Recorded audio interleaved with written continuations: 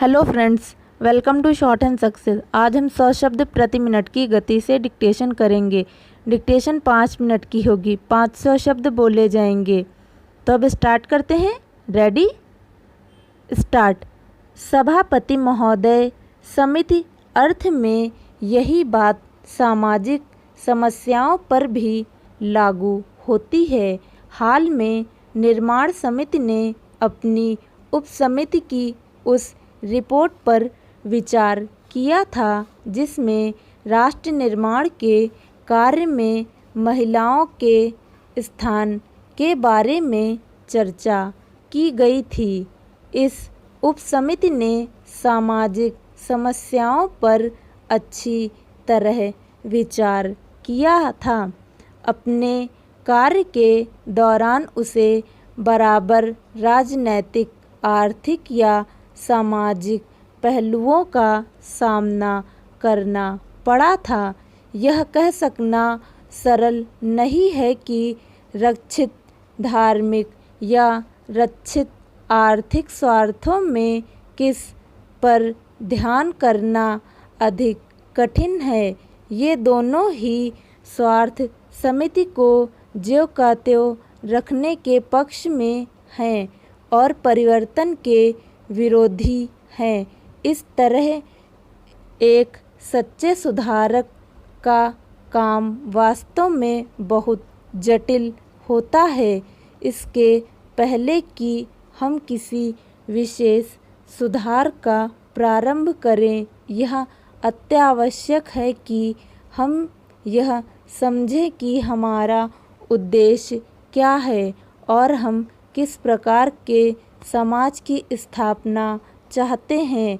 यह स्पष्ट है कि अगर एक ऐसी सामाजिक व्यवस्था स्थापित की जा सके जिसमें सभी बालिगों को काम और सुरक्षा का आश्वासन हो, जिसमें युवकों के लिए शिक्षा का समुचित प्रबंध हो, जिसमें जीवन की विभिन्न आवश्यकताओं का व्यापक वितरण हो और जिसमें आत्मिक विकास के लिए किसी अंश तक स्वतंत्र हो, तो यह स्वयं हमारी कई समस्याओं को सुलझा देगी और इससे तात्कालिक बुराइयों की कमी हो जाएगी और मानव संबंधों में कहीं अधिक बेहतर सामंजस्य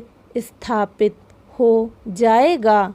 इसलिए आवश्यकता इस बात की है कि इस समस्या पर सभी मोर्चों द्वारा हमला किया जाए और संभवतः तथाकथित धार्मिक मोर्चे पर सबसे बड़ी तकलीफ सामने आकर खड़ी हो।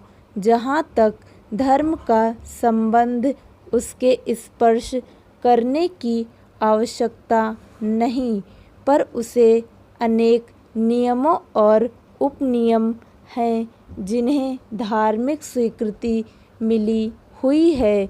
उन पर जब किसी प्रकार की आँच दिखाई देगी तो धर्म के ठेकेदार बड़ा गंभीर विरोध करेंगे। विरासत, विवाह और तलाक को विभिन्न संप्रदायों में व्यक्तिगत कानून का अंग समझा जाता है और इसी व्यक्तिगत कानून को धर्म का अंग समझा जाता है।